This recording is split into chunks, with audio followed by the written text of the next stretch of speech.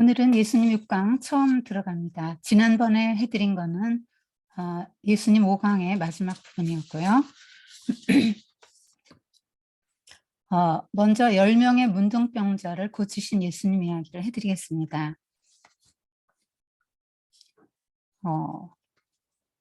지난번에 나병 환자를 고치신 예수님에 대해서 말씀을 드렸기 때문에 그거에 대한 선이해가 있어서 이거는 좀 짧게 해도 될 것 같아요.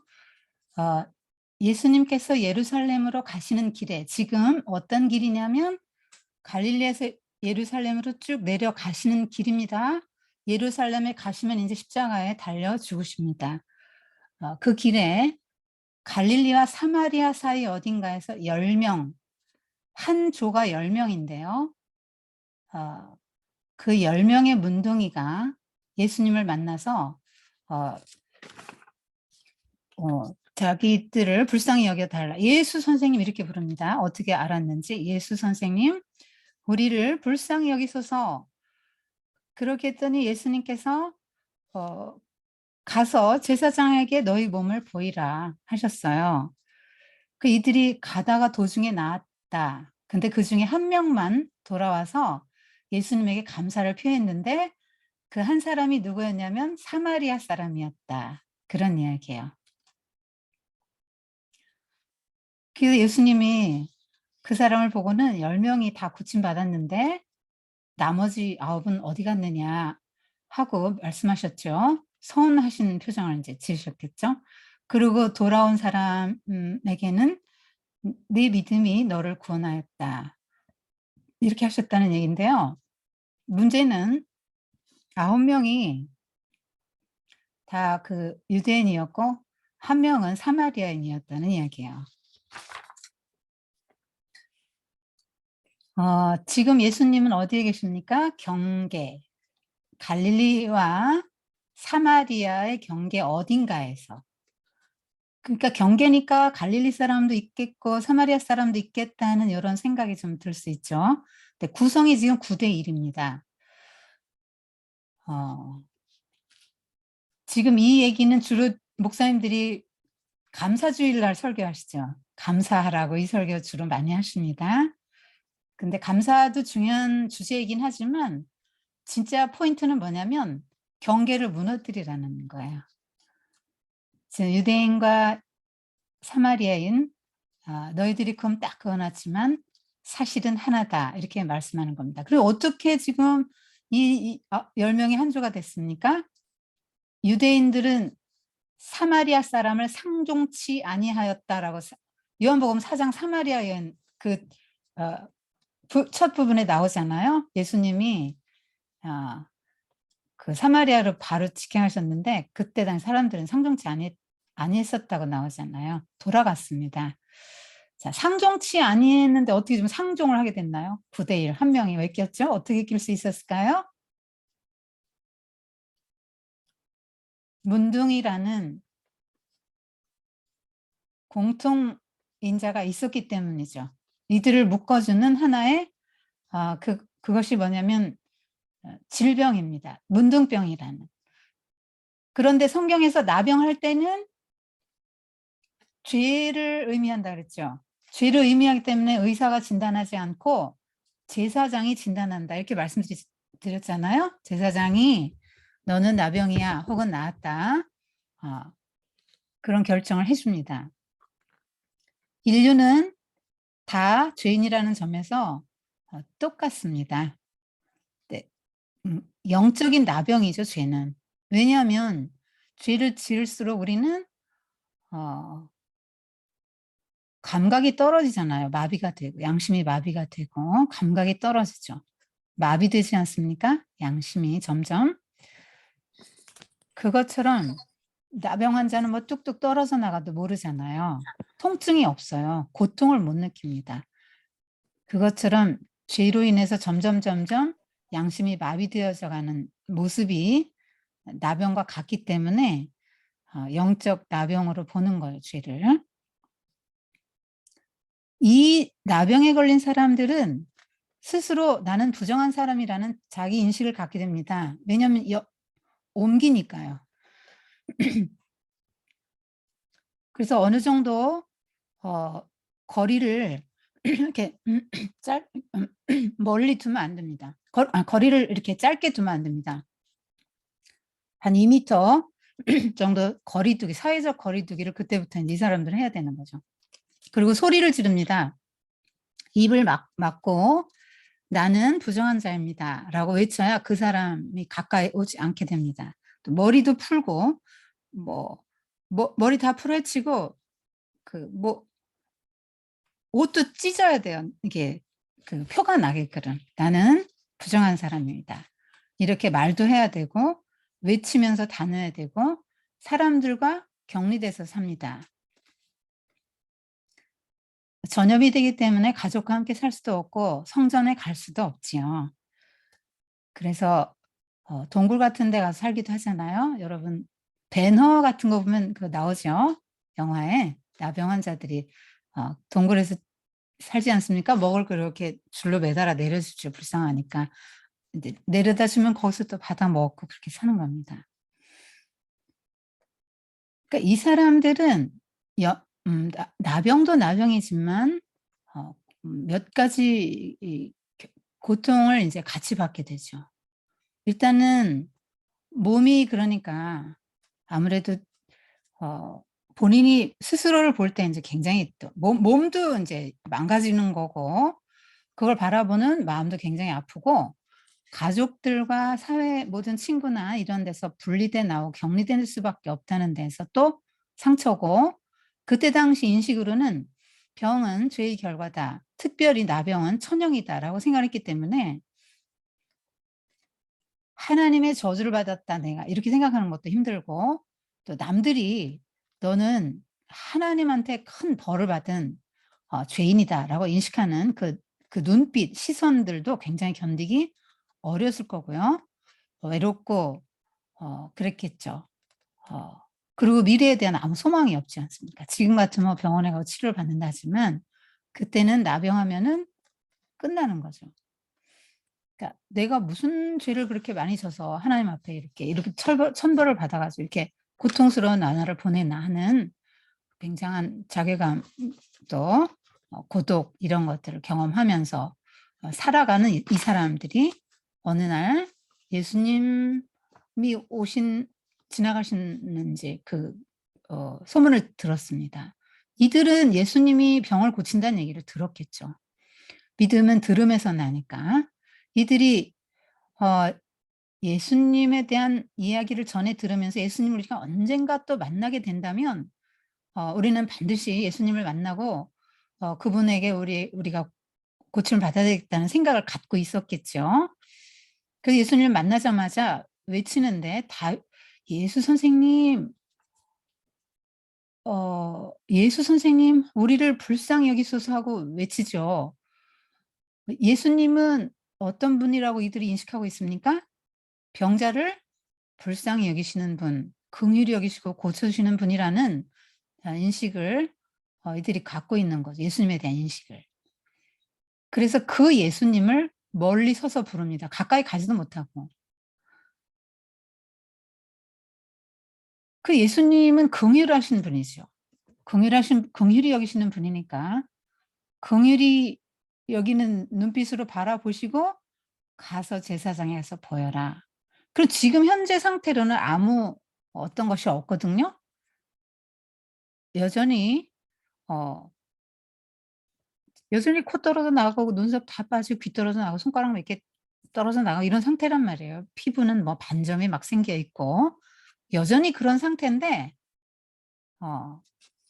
제사장에게 보이라니 갈 수 있을까요? 여러분 같으면? 근데 예수님이 그렇게 말씀하셨으니까 말씀 붙들고 갔겠죠. 말씀 붙들고 갔을 거예요. 가라고 했으니까 예수님이 가라고 했으니까 뭐 가다 놨든지 가서 놨든지 어쨌든 저분이 우리를 긍휼히 여기시고 우리를 이렇게 우리에게 이렇게 말씀을 해 주셨으니까 그 말씀대로 하자 하고는 갑니다. 가는데 가다가 나아요. 이게 뭐 금방 나을 수도 있고요. 점진적으로 나을 수도 있습니다. 자기가 언제 나왔나 모르게 이렇게 나을 수도 있죠.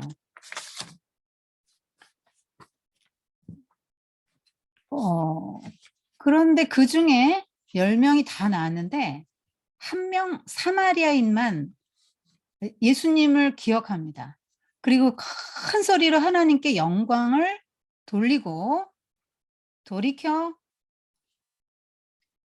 달려가기 시작해서 예수님께. 자, 제사장에게 가라 했을 때 이 사람은 정말 어정쩡했을 거예요. 왜냐하면 그 힐카노스가 사마리아인이 예루살렘 성전에 갈 수도 없고 사마리아 성전은 BC 129년에 힐카누스에 의해서 파괴됐기 때문에 갈 데가 없습니다. 이 사람은. 그리고 이 사람이 또 예수님에게 왔던 여러 가지 이유 중에 하나가 뭐냐면 진짜 참 성전이 예수님이라는 거를 보여주기 때문에 이 사마리아인의 행위가 되게 의미가 있는 거예요. 와서 예수님 발 아래 꿇어 엎드립니다. 여러분 누구한테 꿇어 엎드려 본 적 한 번 있으세요? 누구한테 엎드릴 수 있겠습니까? 나의 생명을 구원해 준 그분에게는 엎드릴 수 있을 것 같죠? 지금 이 나병 환자는 여러 가지 면에서 구원을 받은 거죠. 육체적 구원, 사회적 구원, 지금 공동체로 회복이 되니까요. 사회적 구원, 성전에도 또 이제 갈 수 있는 몸이 됐고요. 그리고 이제 영적 구원까지 이어집니다. 와서 감사를 표했고 예수님이 누군지를 알아봤죠. 꿇어 엎드리고 진짜 참 성전에 간 거 아니에요? 제사장에게 간 거 아니에요? 진짜 제사장 아니에요? 우리의 대제사장이잖아요, 예수님이. 근데 이 사마리아인은 그걸 알아봤단 말이죠. 우리가 나는 문둥이가 아니야 라고 생각하니까 지금 좀 감각이 떨어집니다, 우리가. 여러분이나 저나. 그런데 문둥이라고 한번 생각해 보세요. 나는 인생에 아무 소망이 없고 가족들에게도 버림받았고 모든 친구들에게도 버림받았고 다시 성전에 갈 수도 없고 하나님을 부를 수도 없고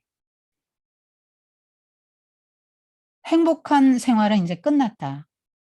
나는 비참하고 불행한 이런 고통 속에서 살다가 죽을 날만 기다리다가 이제 그렇게 사는 인생이라고 한번 생각해 보세요. 그리고 많은 사람들에게 손가락질 받고 비난받죠.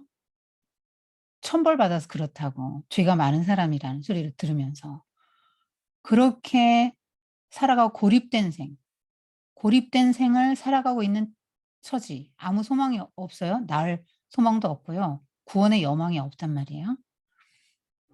그런 상황에서 예수님을 만나서 나았다고 친다면 말이에요. 인생 덤으로든 거 아니에요? 그러면 엎드릴 만 하겠죠. 와서. 감사할 만 하겠죠. 그래서 여러분 예수님에게 엎드려 계세요? 정말 예수님이 나의 병을 고쳐주시고 나의 참된 구원자라는 생각이 드십니까? 하여튼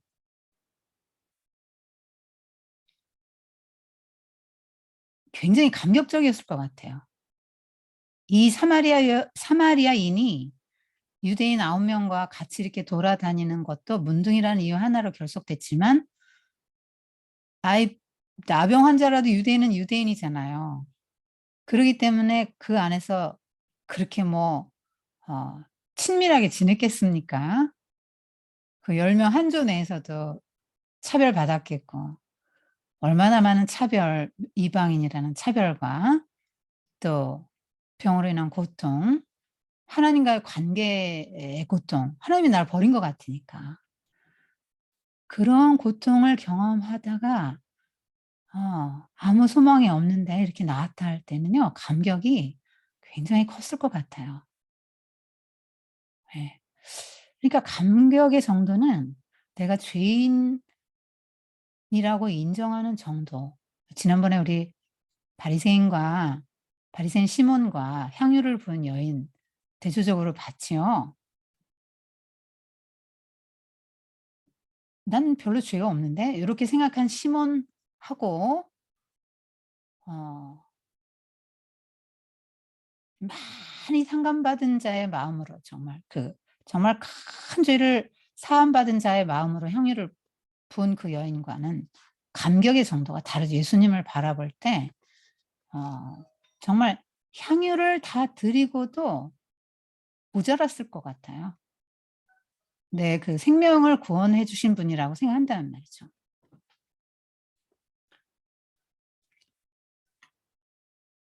이 사마리아 사람은 얼마나 눈물 철철 흘렸을 것 같거든요.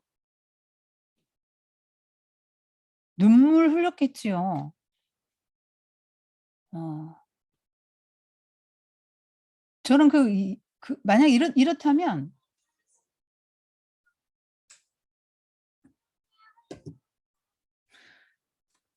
이 이해가 좀 가는 것 같아요. 왜 여자들이 향유 부을 때 왜 꼭 엎드려서 발에 입 맞추고 발을 씻기고 발에다 붓고 머리에다 붓는 건 상상도 못 하죠. 발에 인제 겨우 발에 붓는 거예요. 그 예수님 몸에 가장 아 뭐 하찮다고 생각되는 부분이 이제 발이지 않습니까? 그래서 지금 발 앞에 꿇어 엎드린다.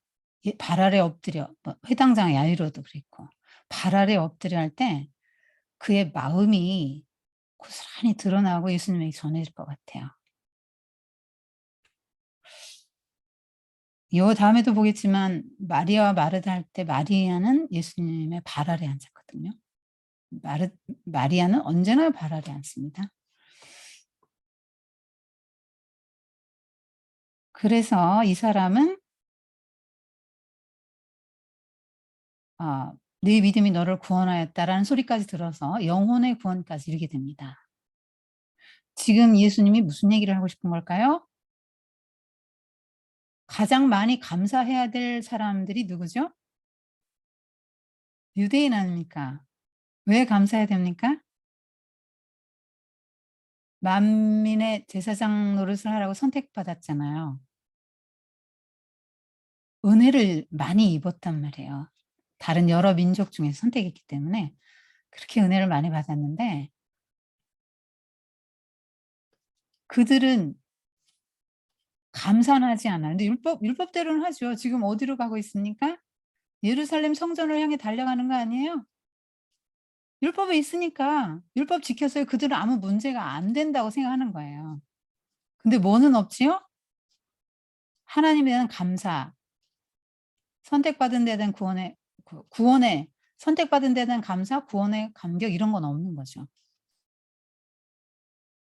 그래서 "아니 9명 다 어디 갔어? 10명 다 나왔는데 9명 어디 갔어?" 얼마나 주님이 서운하시겠어요.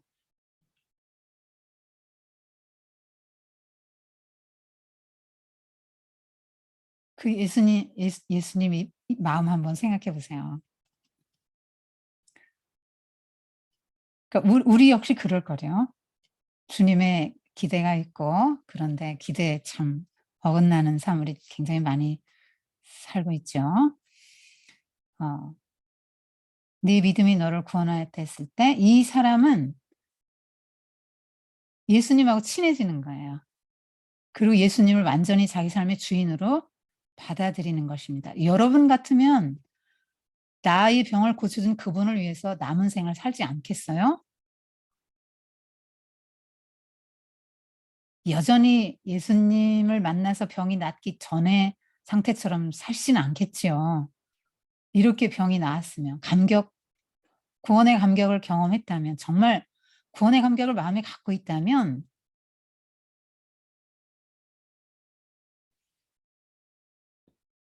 예수님과 이제 친해지겠죠. 예수님을 위해서 살 거예요. 인격적인 관계 맺음까지 들어갔단 말이에요. 이게 이 사람이 구원받는 장면이고요. 영생을 얻는 장면이고 하나님 나라에 들어가는 장면이에요. 예수님과 인격적인 관계 맺음까지 갔죠. 우리 돌아온 탕자 큰아들 작은아들 이야기 잘 알고 계시죠? 그 큰아들은 아버지의 인격적인 관계가 없었잖아요. 둘째 아들도 없었지만 집 나갔다가 완전 폭망해서 돌아와서 아버지의 사랑과 그걸 깨닫고 나서는 아버지와 이제 인격적인 관계로 들어가지 않습니까? 지금 이 사람도 주님과 인격적인 관계로 들어가는 거죠. 구원. 마땅히 해야 될 감사를 드리고 하나님께 영광을 돌리고 다 모든 게 하나님의 은혜입니다라고 하나님께 감사하고 예수님에게 와서 꿇어 엎드렸다 할 때 예수님이 어떤 분인지를 충분히 인정해 드리는 거잖아요. 이게 영광을 돌리는 거잖아요. 예수님이 이런 분, 당신이 이런 분입니다라는 걸 인정하는 거죠. 예수님의 영적인 권위 이런 거를 다 인정하는 것입니다. 당신이 참된 성전이고 참된 제사장입니다. 고백을 할 때 영적 구원까지 이르렀다. 이렇게 되는 겁니다.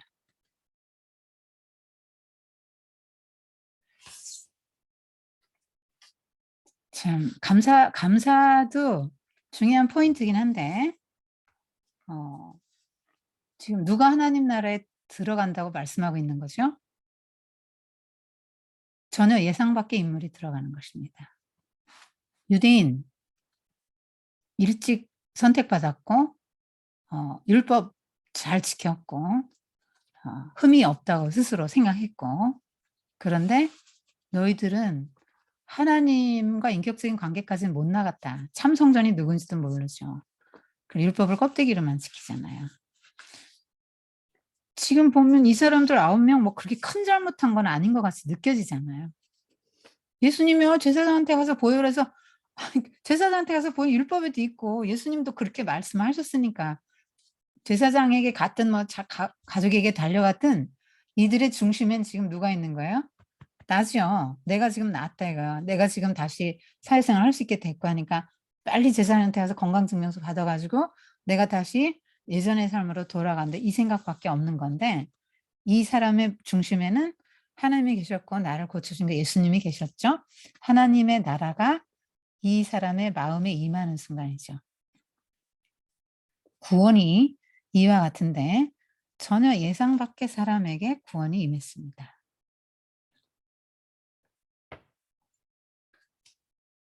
자, 기도 응답을 받았는데 기도 응답 받은 자체만을 기뻐한 사람들이 되면 안 되죠. 9명이죠. 그렇게 되면. 기도를 응답해 주신 그분 하나님 자신을 기뻐하고 그분에게 더 가까이 가고 친밀해지는 거죠. 관계 맺음까지 들어가는 거 인격적인. 그게 이제 성도에게 요구되는 자세입니다. 어린아이들이 그렇잖아요.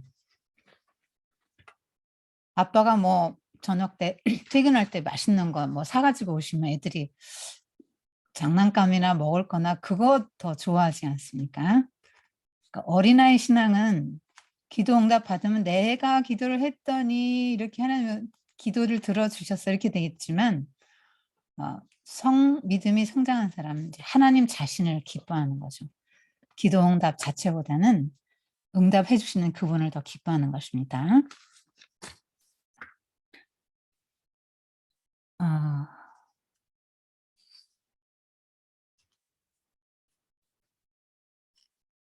예수님이 또 이 이야기를 성경에 넣도록 허락하신 이유는 그 이방인이 구원받았다는 점에서 유대인들이 금 그어 놓고 지내던 사람 이 중에 금이죠. 나병 환자, 사마리아인 이런 금을 그어 놓은 사람들의 그걸 이제 금을 예수님이 지워버리는 거예요. 경계를 무너뜨리는 겁니다.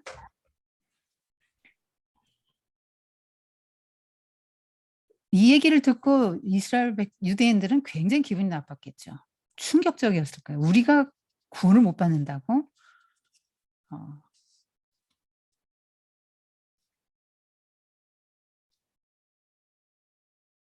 특별히 자기들은 하나님이 사랑하는 줄 알았고 구원받은 줄 알았는데 그게 아니다 그러니까 굉장히 마음에 쇼크가 왔을 겁니다. 자, 우리는 이방인 아니에요? 우리 이방인이죠. 그래서 그 에베소서 2장에 보면은 우리가 어떤 사람인지 정체성이 나옵니다. 허물과 죄로 죽었던 너희 육체와 마음이 원하는 것을 하여 다른 이들과 같이 본질상 진노의 자녀 육체로는 이방인이고 할례받지 않는 무리 그리스도 밖에 있었고 이스라엘 나라 밖의 사람이라 약속의 언약들에 대하여는 외인이요 세상에서 소망이 없고 하나님도 없는 자이더니 똑같잖아요. 사마리아인과. 이런 정체성을 가진 우리가 지금은 어떻게 되었습니까? 이제는 전에 멀리 있었던 너희가 그리스도의 피로 가까워졌느니라. 이제부터 너희는 외인도 아니요 나그네도 아니요 오직 성도들과 동일한 시민이요 하나님의 권속이라. 하나님과 한 가족이 됐다는 말이죠. 사마리아인의 감격이 우리에게 있어야 될 이유가 이것입니다. 우린 이방인이고 죄로 인해서 이 사마리아인처럼 영적 나병에 걸려 있었던 그런 사람들인데 도무지 어떤 구원을 받을 여망, 사랑을 받을 만한 아무 이유가 없었는데 주님의 은혜로 구원을 받았다. 그래서 하나님 나라 백성이 됐습니다. 충분히 감사할 수 있는 이유가 되는 것입니다.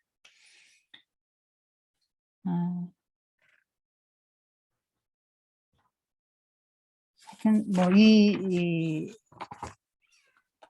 잘 믿는다고 스스로 자타가 공인했던 이 유대인들 종교 전문가들은 구원을 받지 못하는 걸로 그려집니다.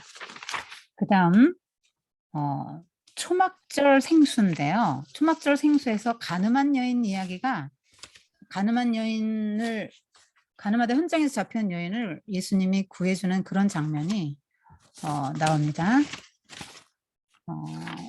초막절이 뭔지 아시죠? 유대인이 중요하게 여기는 절기가 3개인데 초막절은 정말 이 사람들이 자기 집에서 나와요. 그래서 뭐 좀 외곽으로 가가지고 텐트 치고 그냥 이게 초막이죠. 풀, 나무 뭐 이런 걸로 얼기설기 해놓고 거기서 일주일 지냅니다. 왜냐하면 40년 광야에 인도하신 그 하나님에 대한 감사를 40년 광야를 압축적으로 일주일간 경험하는 거예요. 그런 현장을 경험하는 겁니다. 그래서 거기서 하나님의 은혜를 이제 되새기면서 절기 때 이들은 그렇게 해요. 마지막 날에는 큰 이제 축제를 합니다. 이 사람들이 7일 동안 이 초막절 행사를 할 때 날마다 어떤 행사를 하냐면 제사장이 막 거룩한 제사장 의복을 입고 천천히 가서 신라한 물에 가서 물을 황금수준사에 길어다가 하나님의 제단에 부어드리는 의식을 하거든요. 굉장히 장엄하죠. 물을 부어드리는 의식을 하고 그 다음에 마지막 날 그 등불을 이렇게 성전 내 기둥에 걸고 하는 그런 퍼포먼스를 해요. 물과 등불. 그런데 예수님께서는 그 초막절 행사 때 그걸 다 보시고 초막절 중간쯤에 설교하셔서 성전에 와서 설교하셨고 그때 가늠하다 현장에 잡혀온 여인 이야기가 사이에 샌드위치처럼 들어갑니다. 예수님이 아침 일찍 가르치고 있는데 아침 일찍 새벽 같은 시간에 그 가늠하다 현장에 잡힌 여인을 끌고 와가지고 예수님한테 지금 어떻게 할 거냐 돌로 칠까요 하고 묻는 장면이 나오고 그 다음에 명절 마지막 날 그 마지막 날에는 큰 소리로 일어나서 그 행사 다 이제 하고 사람들 굉장히 많을 때 행사 끝났을 때 예수님께서 그 많은 사람들 앞에서 큰 소리로 외칩니다. 누구든지 목마르거든 나에게로 와서 마시라 이렇게 하시고 그 생수가 바로 예수님이라는 걸 말씀하시고 초막절 그 등 달아놓잖아요. 그 등도 너희들이 지금 이 기념하는 이 등이나 이 물 이것이 바로 나를 이야기하는 것이다라고 이야기하는 것이 지금 오늘 이 장면입니다.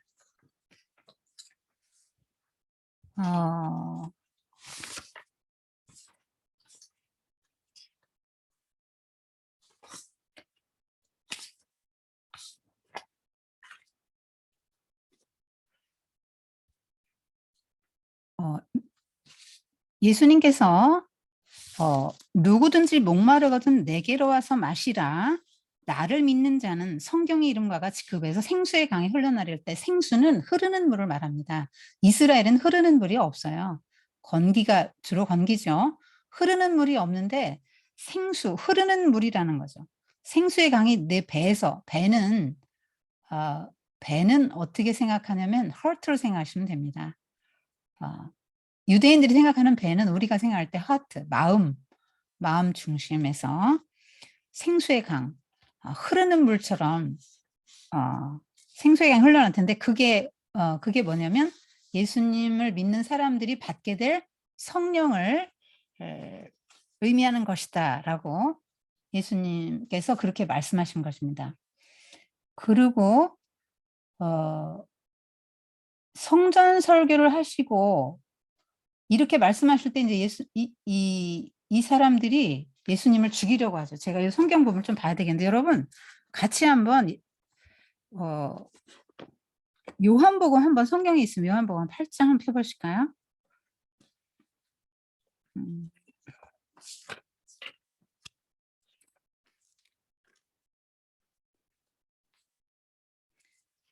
요한복음 7장, 8장 지금 요거 보고 있는 중인데요.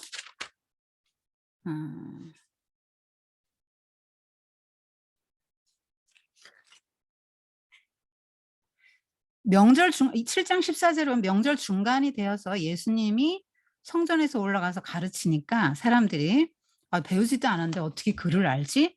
그리고 다 놀래죠. 예수님께서 이 교훈은 내게 아니고 나를 보내신 이의 것이다.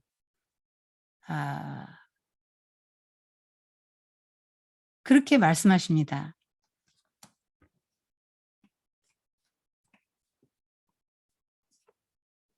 이 예수님을 보고 사람들이 뭐라고 하냐면 귀신 들렸다 이렇게 말하죠. 예수님을 인정하지 않아요. 근데 여기서 예수님이 무슨 말씀을 하시냐면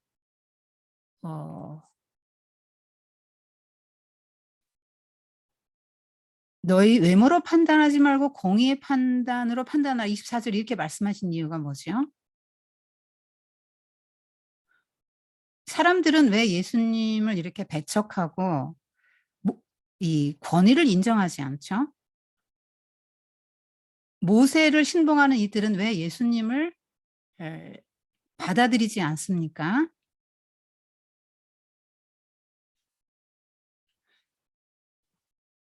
목수 출신이잖아요. 랍비 학교나 서기관 학교도 안 다녔죠? 학벌도 없고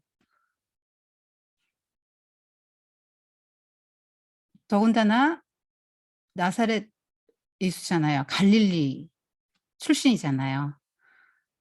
그러니까 여러 가지로 외모로 보고 지금 예수님을 배척하는 것입니다.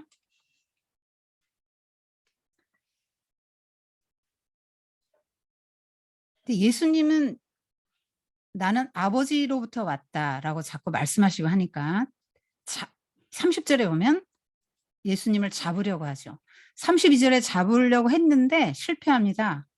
실패하고 명절 끝날 예수님이 누구든지 목마르거든 나에게 와서 마시라 하시고 지금 몇 절이냐면 37절, 38절입니다.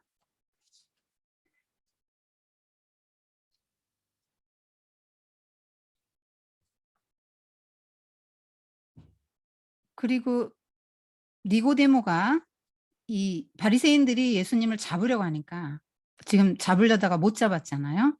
그때 니고데모가 50절에 보면은 율법의 한도 내에서 예수님을 정당하게 데려다가 이야기도 들어보고 판결을 해야지 그렇게 하는 건 옳지 못하다라고 말하고 53절에 보면 다 각각 집으로 돌아가고 예수님은 감람산에 가시죠. 8장 1절에 보면 무슨 얘기입니까? 예수님은 집이 없어서 감람산에서 노숙하셨다는 얘기죠. 새벽같이 아침 일찍 나와서 이제 사람들을 가르치십니다. 그때 8장 3절에 보면 가늠한 여인을 바리새인들과 서기관들이 끌고 옵니다. 선생님, 이 여자가 가늠하다가 현장에 잡혔는데 율법엔 돌로 치라고 그랬어요. 어떻게 하면 좋겠습니까? 할 때에 예수님께서 이 글을 쓰시지 않아요? 몸을 굽혀서 손가락으로 땅에 뭔가를 쓰십니다. 예수님께서 이러한 상황에서 돌로 치라, 모세율법에 충실해서 돌로 치라 하면은 지금 어떤 문제가 되죠? 이 세리와 죄인의 친구라고 그랬는데 무슨 세리와 죄인의 친구야? 그 거짓말한 거 아니냐? 그 다음에 돌로 치라면 또 죽이라 하면은 로마법에는 또 저촉되는 것이죠. 근데 무조건 용서하라고 할 수도 없는 상황이 지금 딜레마 상황이에요. 용서하라면 모세율법을 무시하고 배척하기 때문에 당신은 모세율법을 폐하러 온 자가 맞구나. 당신 입으로는 나는 모세율법을 폐하러 온 자가 아니고 완전하게 하러 왔다고 하지만 모세율법을 폐하러 온 사람 아니냐라고 말할 수 있는 지금 딜레마 상황으로 끌고 가는 겁니다. 그때 예수님이 몸을 굽혀서 글쓰기를 하시는데요. 손가락으로. 왜 이런 퍼포먼스를 하셨을까요? 손가락으로 땅에 글씨를 쓰셨다 할 때 손가락으로 하나님이 글씨 쓰신 게 나오죠. 구약에 2번 나옵니다. 십계명 돌판 새겨주셨고 벨사살 왕 연회 베풀 때 바벨론 마지막 날 망하는 날 메네메네 데겔 우바르시나는 그 장면에 손가락으로 글 쓰는 장면이 나오죠. 지금 손가락으로 글 쓰시는 장면은 예수님이 율법을 주신 그 하나님을 연상시키는 장면이죠. 손가락으로 땅에 뭔가 쓰시고 계십니다. 율법을 써주셨던 그분이 나는 율법을 완성하러 이 땅에 왔다라는 것을 보여주는 퍼포먼스로 보이고요. 글쓰기는 굉장히 컴다운 시키는 거잖아요. 본인의 마음이나 상대방의 마음을 지금 좀 컴다운 시키는 겁니다. 시간을 벌고 지혜를 얻으시는 거죠. 예수님도 그걸 쓰시면서 저 가늠한 여인도 살리고 저 바리새인들 죽이려고 달려드는 저 사람들 흥분한 것도 가라앉혀야 되는 이런 상황에서 정말 하나님의 지혜로밖에 볼 수 없는 말씀을 하시는 거죠. 정말 지혜의 왕이시죠. 죄 없는 자가 먼저 돌로 치라. 그랬더니 나이 든 사람부터 좀 돌을 다 들고 있다가 나이 든 사람부터 시작해서 젊은이까지 다 이제 돌아갔다고 나옵니다. 왜 나이 든 사람이 먼저 갔을까요? 죄가 더 많잖아요.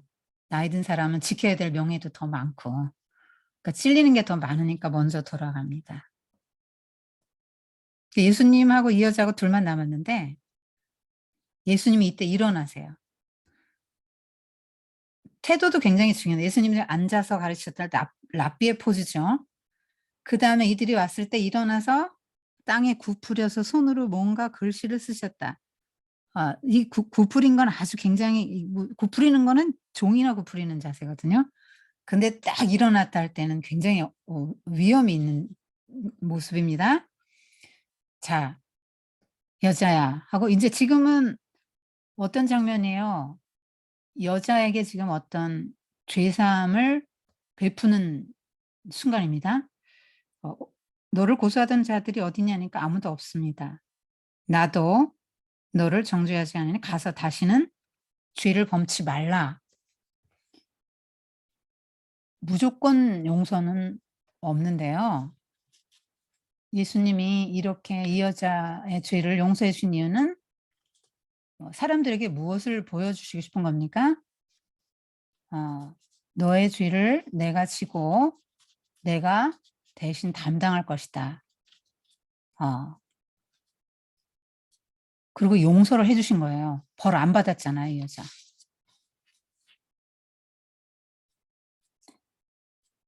용서해 주시고 죄인이 아니라고 하신 건 아닙니다. 가서 다시는 죄 짓지 마 이렇게 말씀하셨죠. 여러분, 이 여자는 어떤 여자입니까? 7계명 어긴 여자죠. 율법에 따르면 돌에 맞아 죽어야 돼요. 왜 돌로 때려 죽이죠? 레위기 20장 10절이나 신명기 22장 20절을 보면은 돌로 쳐 죽이라고 나와요. 이런 범죄자는 죽여요. 율법 어긴 자들은. 왜요?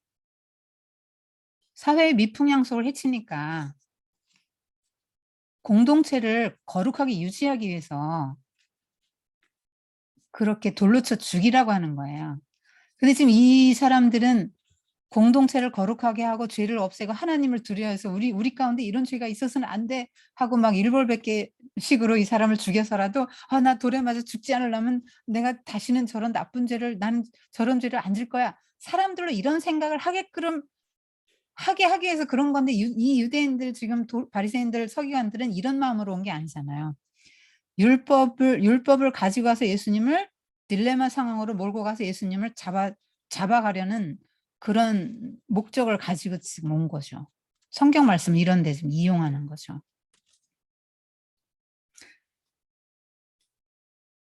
이 여자의 입장을 한번 여러분이 아이덴티파이를 해보셔요. 아까 그 사마리아 나병 환자처럼 이 여자에게도 여러분이 아이덴티파이를 해보셔야 됩니다. 우리가 어떤 사람들이지요? 율법을 어기는 자들이지요. 내 욕망을 충족시키기 위해서. 이 여자는 7계명을 어겼지만 우리 그보다 더 많이 어기지 않나요? 계명? 지금 이거 7계명 하나 어겼는데 돌에 맞아 죽게 생겼네. 우리는 그럼요?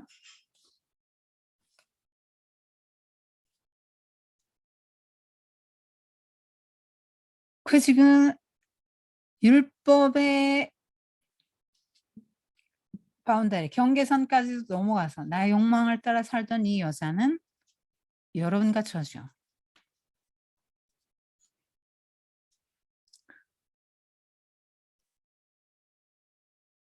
그런데 그게 언젠가 들통이 나요.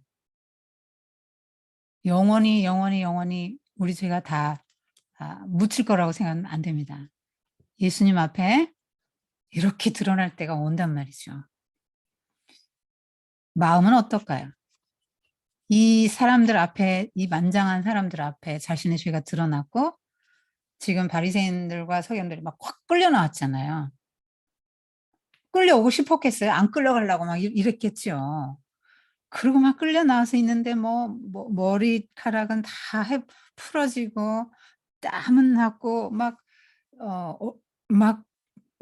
표정은 또 어떻겠어요? 마음은 또 어떻겠어요? 조금 있으면 돌에 맞아 죽을 수 있는 상황 아니에요? 굉장히 불안한 상황이잖아요. 여자가 얼마나 지금 불안했겠어요. 너무 부끄럽고 너무 죄송하고 살아온 삶이 너무 부끄럽고 이게 드러나지 않으면 괜찮은데요. 드러나면 부끄럽잖아요. 드러나기 전까지는 부끄러운 거 몰라도. 이때 예수님께서 자기를 구원해 주신 거죠. 뭐라 그럽니까? 여자야. 고소하던 자가 어딨냐? 증인이 둘이 이상 있어야지 네가 죄인이 되는데 증인이 한 명도 없네. 다 가게 만들었잖아요. 증인이 없게 만들었잖아요. 주여 없나이다 이렇게 말합니다. 호칭 중요합니다. 성경 보실 때. 이 순간이 여자가 주인을 바꾸고 하나님의 나라에 들어오는 순간이에요. 구원받는 순간입니다. 이 여자의 주인은 뭐였어요? 그 전에? 욕망, 사탄, 어둠의 세계에 살던 여자죠. 예수님의 감격적인 그 구원을 경험하고 주여라고 고백합니다.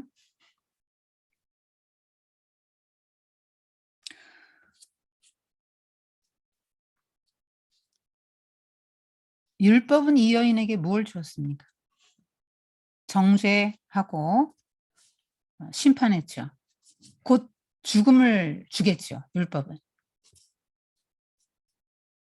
예수님 이 여인에게 뭘 줬습니까? 생명, 구원. 더 중요한 건 다시는 죄 짓지 않는 삶을 주셨다는 거죠. 아, 이렇게 경을 치고 또 그렇게 살았겠어요? 주인이 바뀌었는데? 그렇게 안 살았을 걸로 생각돼요. 뒷이야기 한번 이어서 보자면.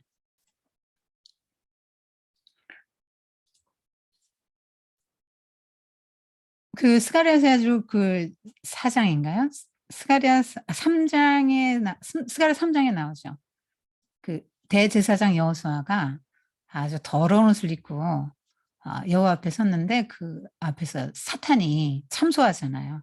아우 이렇게 더러운 옷을 입고 이런 게 무슨 대제사장이냐고.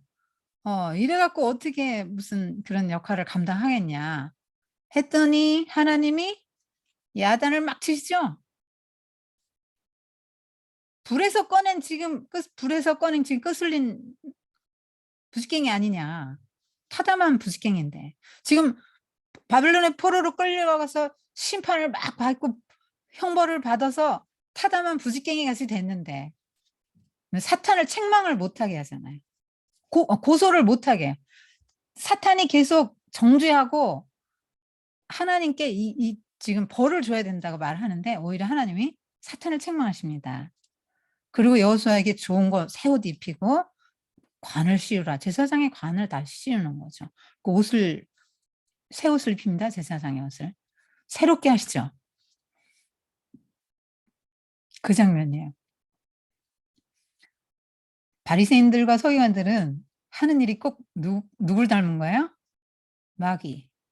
그래서 예수님이 뭐라고 하십니까? 유명한 말씀하시잖아요. 요한복음 8장 44절에 보면은 너희는 너희 아비 마귀에게서 났으니 너희 아비의 욕심을 너희도 행하고자 하느니라.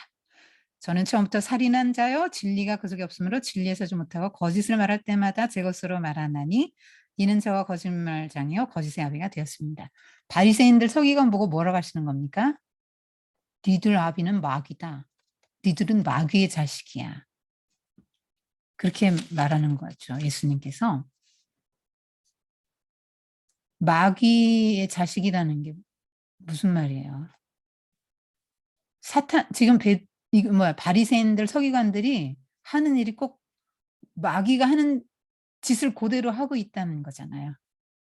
그래서 구원 받겠어요. 바리새인들과 서기관들이 마귀가 하는 짓 그대로 하고 있는데 율법이 하는 일은 뭐예요? 정죄, 심판, 소송, 송사하는 거죠. 하나님 앞에.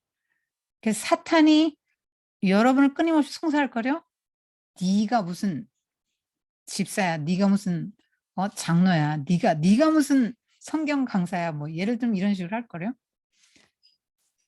네가 무슨 그런 일을 해. 이렇게 하는 게 사탄이 주는 마음이에요. 그런데 넘어가시면 안 됩니다. 율법은 이 여인에게 지금 다 돌을 들으라고 하잖아요. 돌을 하나씩 여러분 사람을 때려 죽이는 돌인데 뭐 맨실맨실한 거 요만한 거 갖고 왔겠어요? 날카로운 돌을 이만한 걸 들고 왔을 거라고.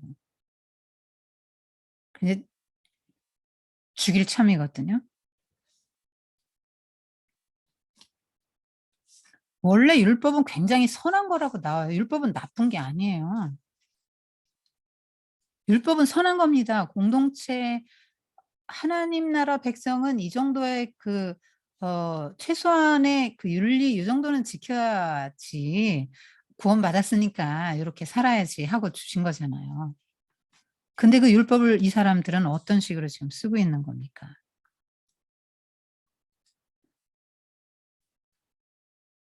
죄를 지으면 가슴 아파해야 되고 우리 공동체가 이런 죄가 들어오다니 가슴 아파하면서 어 하나님의 거룩한 법을 우리가 어떻게든지 지켜나가고 공동체를 거룩하게 하자. 이런 결심을 하고 죄를 하나씩 제거해 가면서 그렇게 죄를 안 짓도록 유도하는 게 율법의 기능인데 이 사람들은 율법을 지금 잘못 사용하고 있는 거죠. 이 여자가 죄로부터 돌이키도록 무슨 일을 했나요? 못 했어요. 죄로부터 구원하는 일은 못 해요, 율법은. 예수님은 우리를 구원하시죠.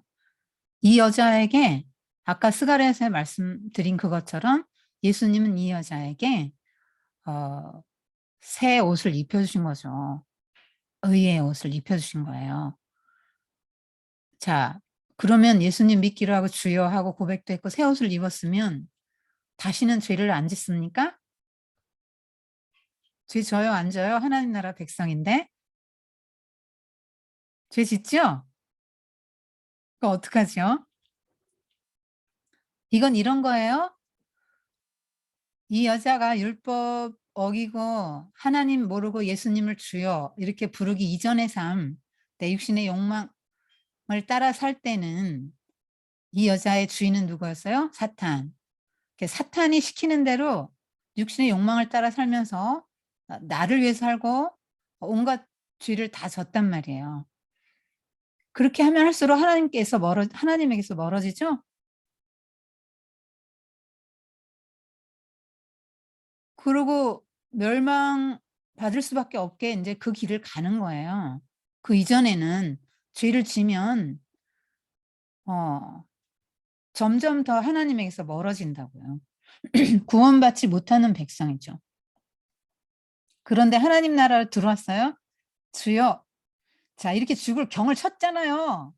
다시 또 그 일을 하겠냐고요. 못할 겁니다. 그런데 어떤 범죄든지 간에 내가 작정하고 짓지는 않잖아요. 상황이 돼서 또 그쪽의 유혹으로 죄를 질 수도 있단 말이에요. 어떤 상황이 되면 넘어질 수 있죠. 어떤 죄든지 간에 꼭 뭐 7번 계명 어기는 거 아니라고 해도 다른 죄를 또 지을 수 있지 않습니까?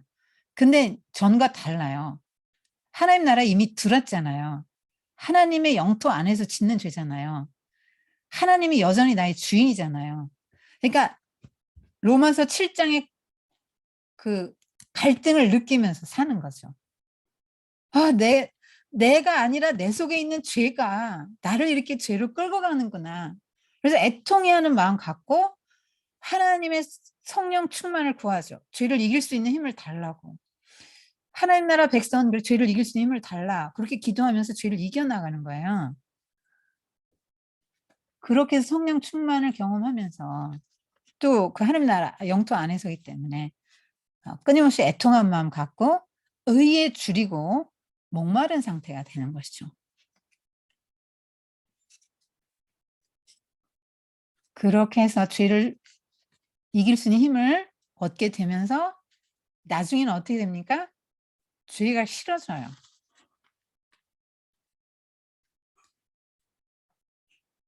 예수님과 점점 하나님 나라에 들어온 사람은 예수님이 어떤 분인지를 알아가고 인격적인 관계 맺음을 갖잖아요.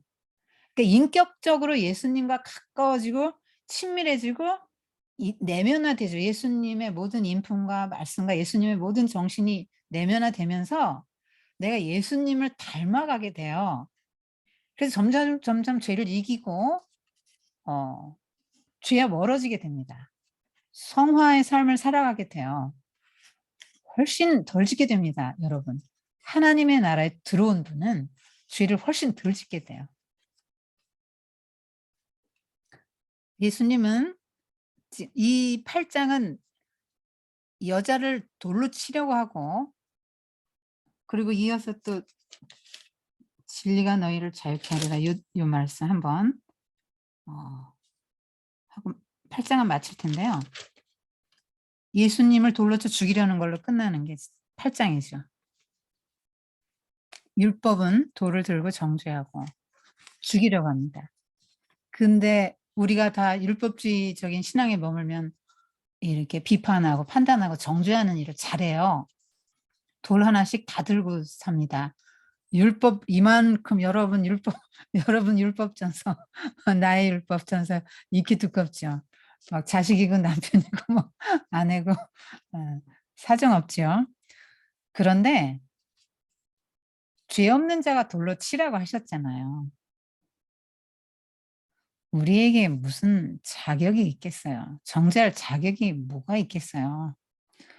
죄 없는 자가 치라는 얘기는 예수님의 혹독한 책망입니다.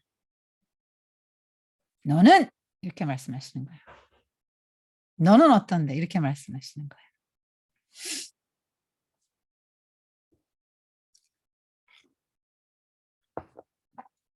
바리새인들 서기관들은 자기 죄를 모르니까 돌 들고 왔죠.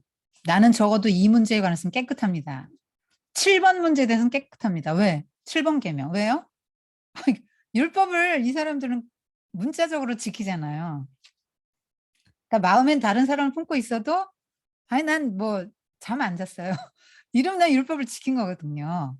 난 깨끗하죠. 그러니까 돌 들만 해요. 이 사람들은 돌 들고 올 수 있어요. 나는 깨끗하고 의롭거든. 이 사람들이 갖고 있는 게 자기 의잖아요.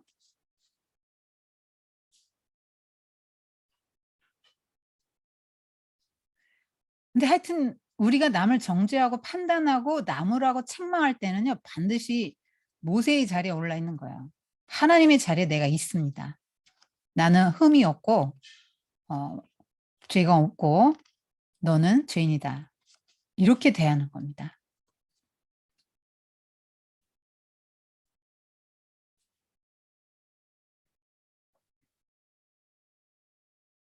근데 그렇게 살면 뭐라고요?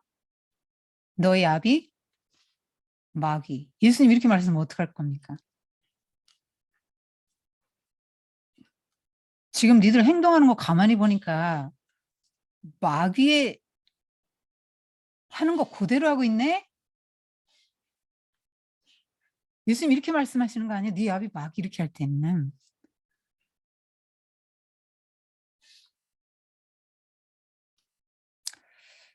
어쨌든 그 나병 환자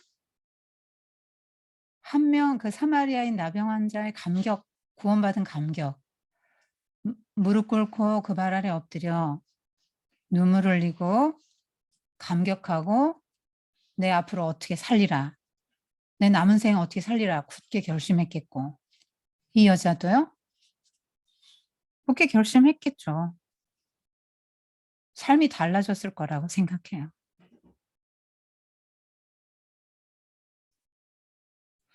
여기서 이제 진리에 대한 말씀 하나 드리고 마칠 건데요.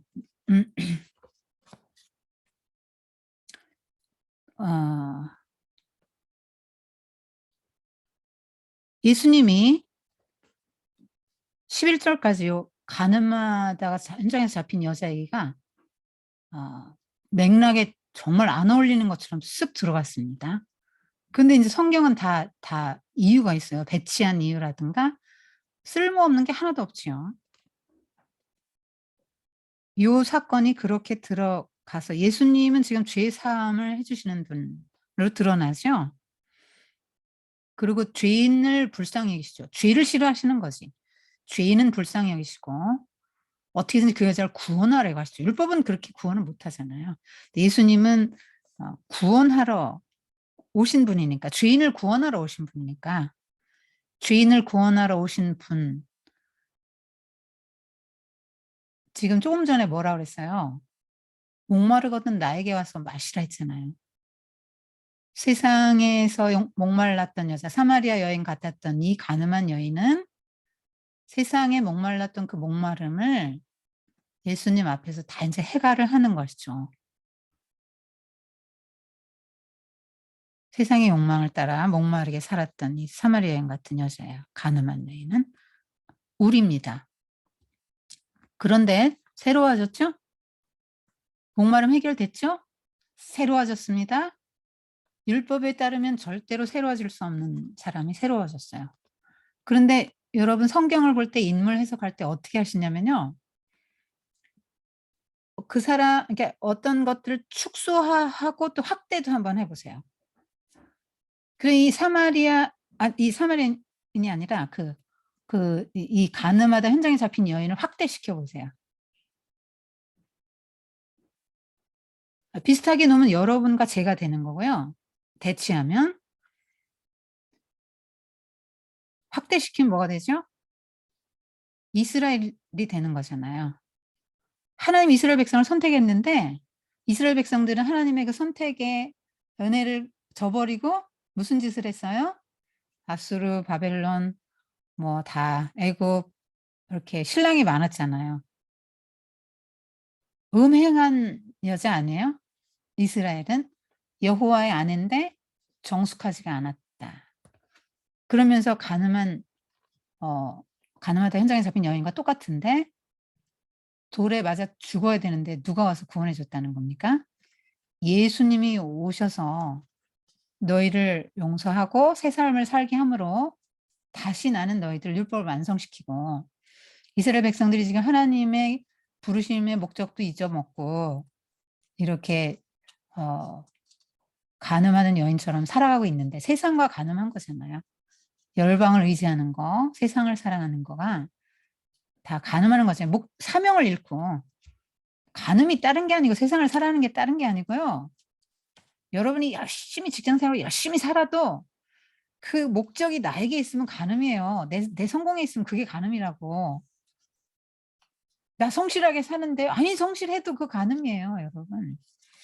중심이 예수님에 있고 나의 목적이 예수님이 나를 뭘 불렀나 그 목적과 사명에 충실하게 살아가는 삶이 아닌 다음에는 내가 아무리 열심히 살고 정직하게 살고 성실하게 살아도 나를 위한 거면 다 간음인 거죠. 그런데 예수님은 지금 다 바로잡아 주시러 오신 거예요. 일으키시겠다라는 의지를 또 보여주시는 것이죠. 그리고 기대하시는 게 뭐예요? 가서 다시는 죄 짓지 마. 새로운 삶을 살아. 이게 무슨 얘기입니까? 사명을 인식하고 그 사명에 충실하게 좀 살아라. 너희들 하나님 왜 불렀는데. 지금 율법도 얼마나 잘못돼 가고 있어요. 율법의 정신이 뭐예요? 아까 율법은 선한 거라 그랬잖아요. 그렇게 해서 율법을 공동체를 거룩하게 하고 하나님 앞에서 어떻게든지 그 아름다운 공동체를 만들어서 하나님의 나라는 이와 같다라는 걸 만방에 보여줘야 될 책임이 있는 이스라엘 백성들인데 율법의 정신은 온데간데였고 문자만 지킴으로써 그리고 이스라엘 백성 선택받았다는 걸 특권으로 삼고 이방인 정죄하고 금그어 놓고 멸시하고 천대하고 그렇게 하는 것들이 지금 다 원래의 율법을 주신 목적과 하나님의 의도와 사명 이런 거 다 어긋난 삶이죠. 자기 의에 빠진 거가 아마 이것도 음행이죠. 종교적인 음행으로 보는 거죠. 말하자면 사명을 잃어버렸다는 점에서 영적 나르시시즘이라고 할까요? 자기 의에 도취돼서 사는 삶이잖아요. 이 사람들의 삶이. 자기들은 옳고 우리는 옳고 의롭고 잘하고 있다라고 생각하고 사는 게 큰 문제잖아요. 아브라함의 후손으로서 우리 율법을 지키고 할례를 받았고 하나님의 선택을 받았고 영생은 이미 따놓았고 라고 생각하면서 제대로 살지 못하고 하나님의 빚된 그 삶을 살지 못할 때 예수님이 오셔서 나는 세상의 빛이다. 12절 이렇게 말씀하시는 거예요.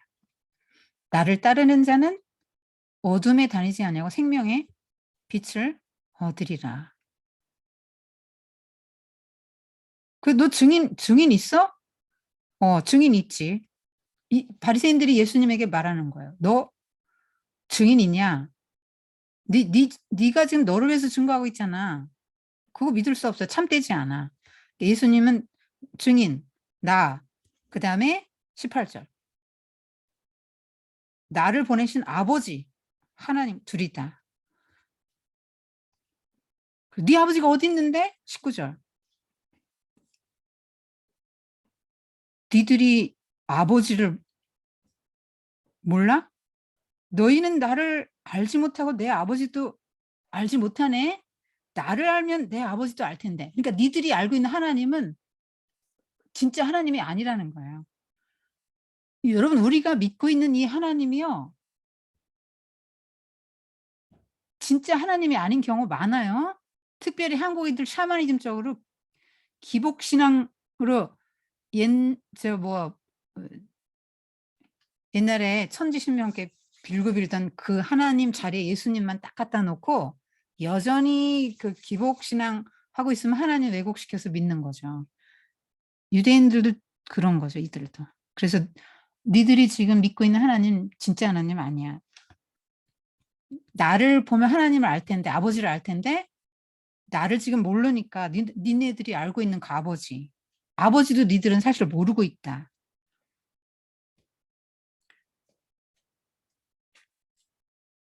예수님과 이 그 바리새인들과 계속 이야기를 하고 있는데 난 갈 거다. 너희가 나를 찾다가 너희 죄 가운데서 너희는 죽을 거야. 나 가는 곳에 너희는 못 온다. 하나님 나라에 너희 못 들어와. 어? 무슨 말이지? 자결한다는 말일까? 너희는 아래 땅에서 났고 난 위에서 났고 너희는 세상에 속해 있고 난 세상에 속하지 않는다. 너희는 너희 죄 가운데서 죽을 거다. 내가 성경이 말하는 그가 바로 나인 걸 너희가 알지 못하면 너희는 죄 가운데 죽는다. 너희는 하나님 나라 못 들어간다. 25절. 너 누구냐? 나는 처음부터 너에게 말해온 그자다.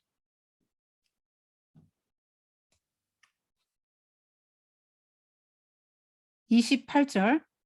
너희는 인자를 든 후에 내가 십자가에 달려 죽은 후에 내가 그인 줄을 알고 그때 알 거야. 그때야 너희는 나를 알 거다.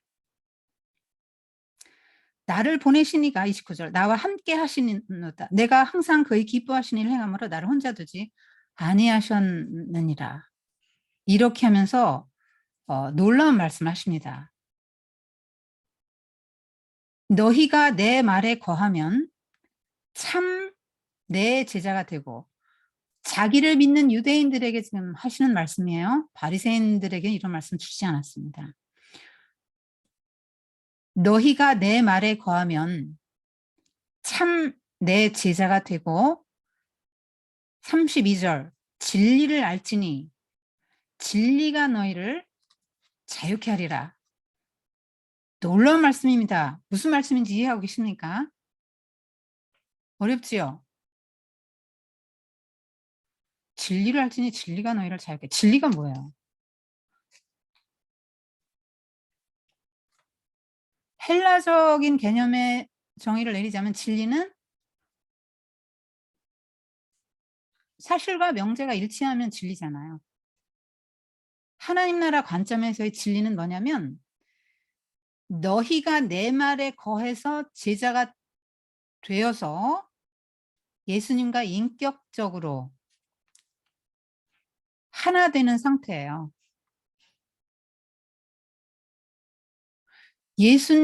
예수님의 말에 우리가 거해서 예수님의 말이 우리 안에 거하면 예수님과 나와 연합된 상태가 되죠.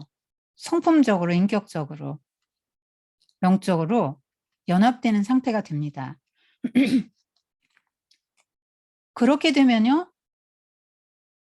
예수님과 연합되면 어떤 일이 생길까요? 내 안에 하나님의 나라가 이루어지겠지요.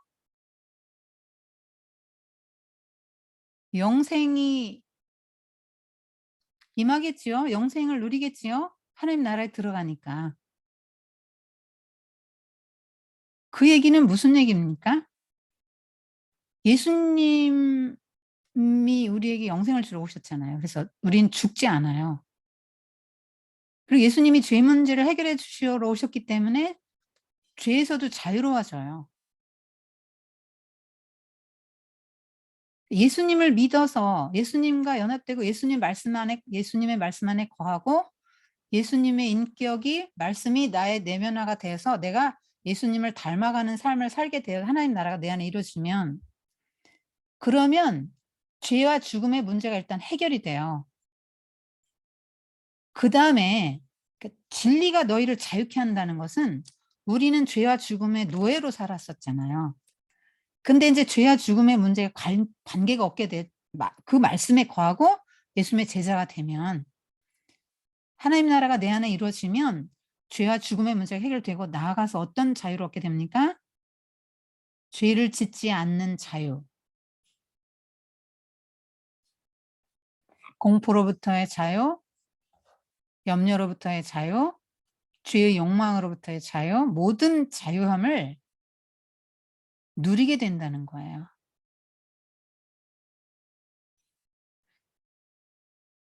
죄는 여기 나오잖아요.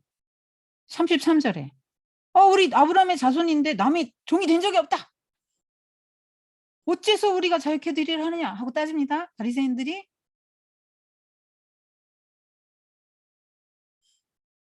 이렇게 대답하는 사람들은 어떤 사람들이 애굽에서도 종살했고 바벨론에서도 포로 생활했고 왜 종이 된 적이 없습니까? 있지요. 근데 우리는 아브라함 자손이고 이런 적이 없다라고 말하는 계층은 어떤 계층입니까? 종교 지도자들이죠. 종교 지도자들은 해당이 안 됐거든요. 많이 어떤 그 제한해서 그렇게 많이 제한하지 않았단 말이에요. 이 사람들. 근데 스스로는 우리는 자유민인데 우리는 자유로운데 남의 종이 된 적이 없어. 난 자유로워. 근데 무슨 자유를 또 어, 구할 것이냐? 우린 이미 자유롭다. 그렇게 말할 때 예수님이 34절에 죄를 범하는 자마다 죄의 종이다. 너희들은 죄의 종이다. 흑암의 어둠의 세력, 나는 지금 빛이다라고 말씀하시는 장면에서 이거 나오잖아요. 맥락이. 너희들은 흑암의 세력에 있어. 그래서 흑암의 세력이 너희들을 끌고 다니면서 질질 끌고 다니면서 흑암의 세력이 하자는 대로 하고 있어. 너희들은 지금 흑암의 종이야.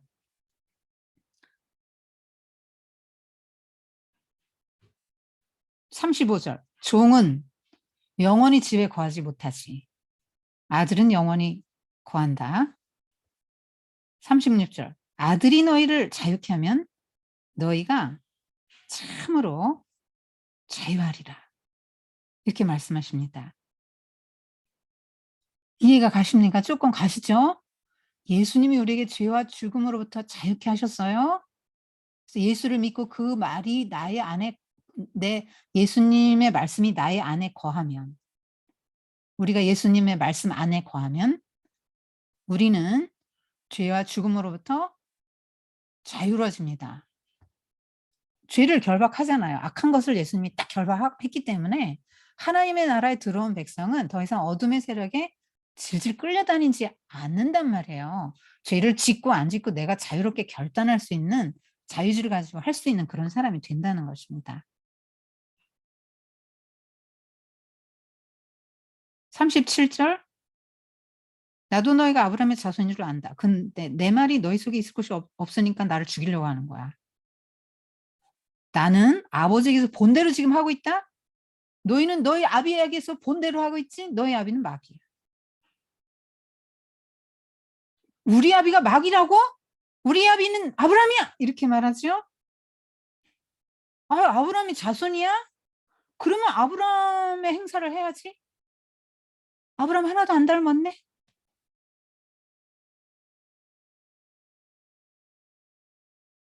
내가 하나님께 진리를 듣고 그걸 그대로 너희들에게 전했더니 날 죽이려고 하냐? 아브라함이 이렇게 했겠냐?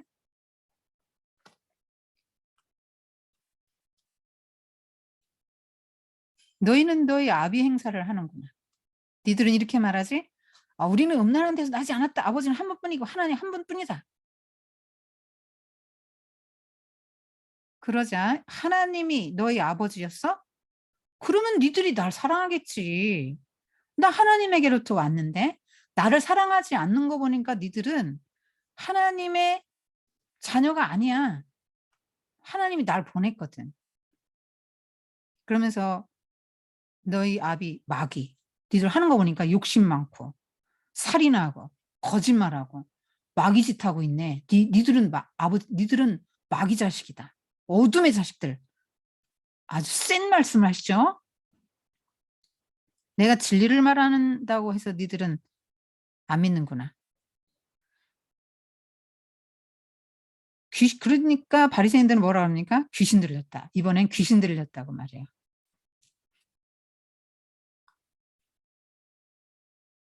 예수님이 나 귀신 들린 거 아니야. 나 아버지 공경하는 거지. 내가 언제 내 영광 구한 적 있냐? 내 아버지 영광만 항상 구했지. 51절 진실로 진실로 너에게 말하노니 사람이 내 말을 지키면 죽음을 영원히 보지 아니하리라. 예수님을 믿으면 하나님 나라에 들어가요. 영생을 얻게 됩니다. 죽음을 보지 않습니다. 둘째 사망의 해를 면합니다. 이 세상에서 피지컬한 몸이 죽지 않는다는 얘기가 아니고 죽긴 죽는데 영원한 죽음을 맛보지 않는다는 거예요. 둘째 사망, 부활한다는 말입니다. 영생을 얻게 된다는 거죠. 52절 유대인들은 육적이기 때문에 못 알아듣죠. 어떻게 사람이 죽지 않을 수 있냐? 피지컬한 걸로만 받아들이죠. 너 이미 우리 조상 아브라함보다 크냐? 선지자들 안 죽은 사람 없이 다 죽었는데 넌 누구야? 넌 도대체 널 누구라고 하는 거야? 아버지, 그러니까 너희가 하나님이라고 하는 그분의 자녀다 나는. 그분이 보내서 왔다. 니들은 하나님 모르지? 아버지 니들은 하나님 몰라. 아, 나는 근데 알아. 내가 만약 그분을 알지 못한다 그러면 난 너희 같이 거짓말장이가 될 거야. 너희 조상 아브라함은 나는 하나님으로부터 온가 뭘로 준 거대요? 너 하나님의 뜻대로 하잖아. 하나님을 알고 그 말씀을 다 지키잖아. 그러니까 내가 하나님이 보낸 자라는 걸 너희들은 내 행위를 보고 알아야지. 니들은 아브라함의 자손이라면서 아브라함 닮은 것도 하나도 없고 하나님 아버지라면서 하나님 닮은 거 하나도 없네. 마귀 닮은 짓만 하고 있네. 56절 너희 조상 아브라함은 나이 떼볼 것을 즐거워하다 보고 기뻐하였느니라. 네가 아직 50도 못 됐는데 아브라함 봤어? 58절 진실로 진실로 너에게 이르노니 아브라함이 나기 전부터 내가 있느니라. 하니까 돌 들어서 치려해서 예수님이 쓱 성전에서 나가서 피하셨죠. 이렇게 끝납니다. 이해할 수 없는 말씀이 나오죠. 너희 조상 아브라함은 나이 떼볼 것을 즐거워하다가 보고 기뻐했다. 네가 아브라함 봤다고?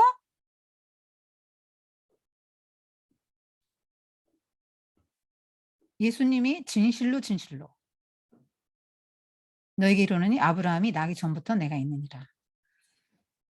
아브라함이 예수님의 때를 볼 것을 즐거워하다가 보고 기뻐했다라는 게 무슨 말일까요? 모리아 산에서 이삭을 번제로 드리려고 했지요, 아브라함이. 그때 아브라함이 무엇을 경험합니까? 아들을 결박했는데 이 아들이 그때 한 17세 정도로 추정하지 않아요? 그렇게 큰 아들이 제단에 그대로 눕습니다. 저항하지 않아요. 순종의 아들이죠.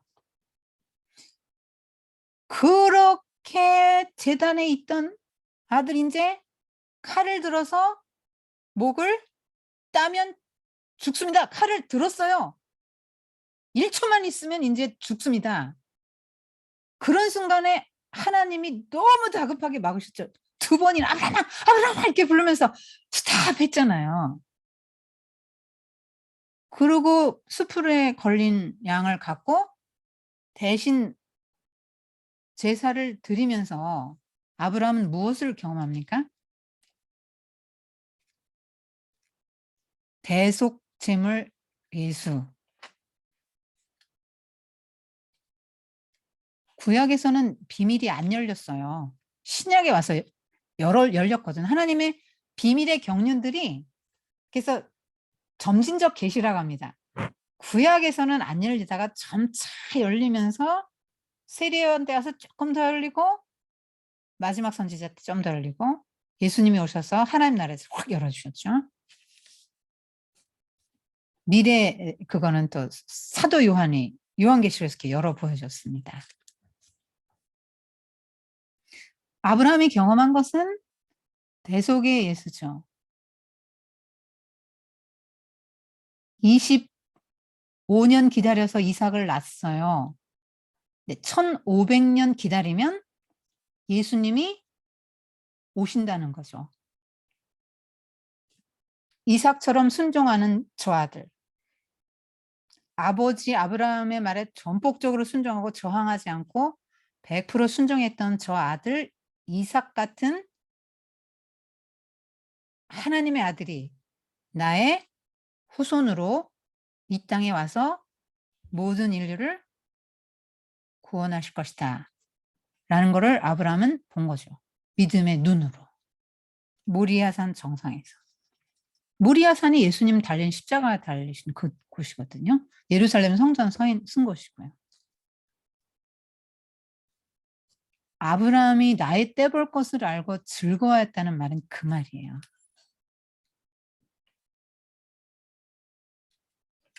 예수님이 대속 제물로 이 땅에 오셨다는 얘기죠. 아브라함이 나기 전부터 예수님 계시지 않았습니까? 그죠?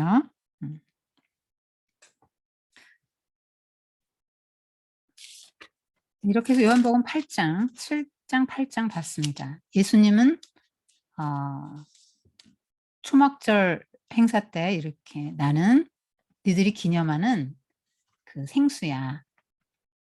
나를 마셔야 너희들은 목마르지 않고 산다.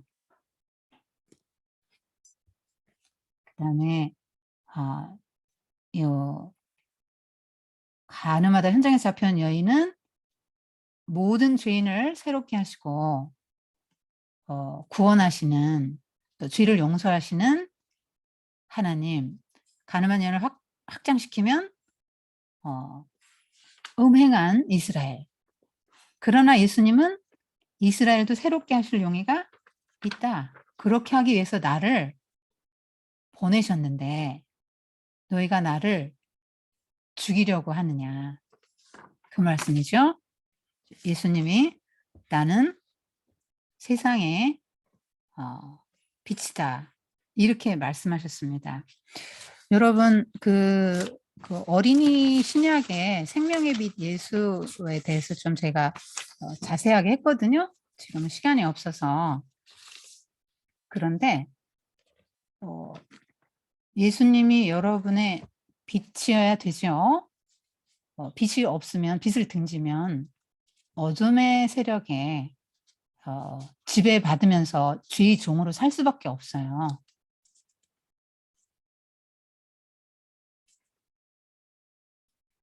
빛이 없으면 이 세상이 존재할 수가 없어요. 생명이 존재할 수 없습니다. 우주 평균 온도가 영하 280도 이하거든요. 지구가 얼어붙어요. 식물도 동물도 어떤 생명체도 살 수 없어요. 해가 없으면 빛이 없으면 광합성 못 하잖아요. 그럼 식물이 없는데 식물 먹고 사는 동물들 사람은 다 죽죠. 빛이 없으면 뭐 볼 수도 없지만 색깔도 에너지도 불도 열도 아무것도 없어요. 이 빛 때문에 기상현상도 생기거든요. 여러 뭐 눈, 비, 바람, 천둥, 번개, 태풍 이런 것들. 그런데 이런 모든 것들이 그러니까 없어지는 거예요. 빛이 없으면 생명이 살 수가 없다고요. 나는 생명의 빛이라고 하신 말씀이 뭐예요?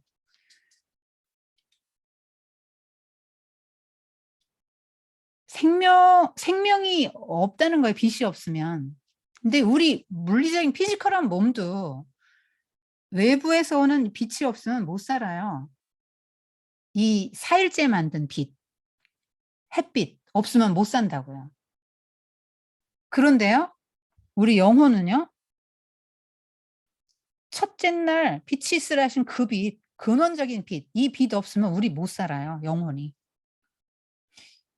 빛이 있어야 여러분 빛이 쫙 들어오면 막 공기 중에 얼마나 먼지 있는 거 본 적 많으시죠? 있잖아요, 여러분. 청소하시다가 많이 보시죠. 근데 빛이 있어야 우리 영혼의 상태를 봐요. 바리새인들은 지금 자기가 어둠에 있다는 거 몰라요. 빛에 거한다고 생각하고 볼 수 있다고 생각하거든요. 근데 이 다음 에피소드가 그거예요. 너희는 볼 수 있다고 하는데 너희도 영맹이야. 못 봐. 못 보고 있네. 예수를 몰라보잖아요. 영혼,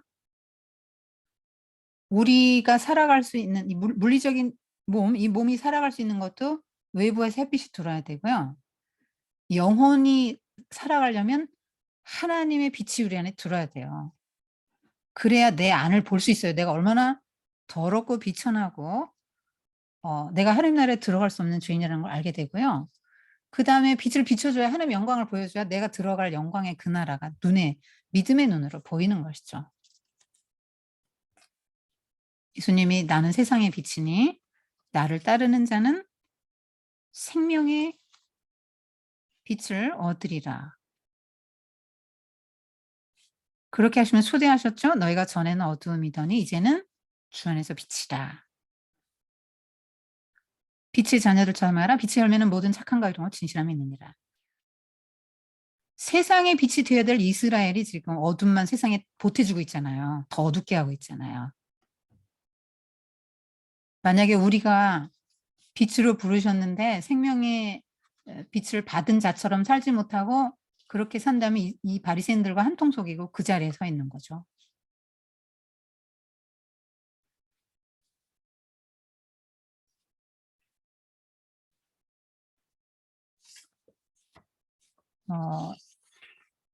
요한복음 12장 이렇게 말씀합니다.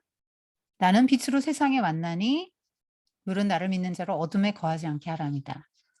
골로새서 1장 13절에 제가 굉장히 좋아하는 말씀이 나오는데요.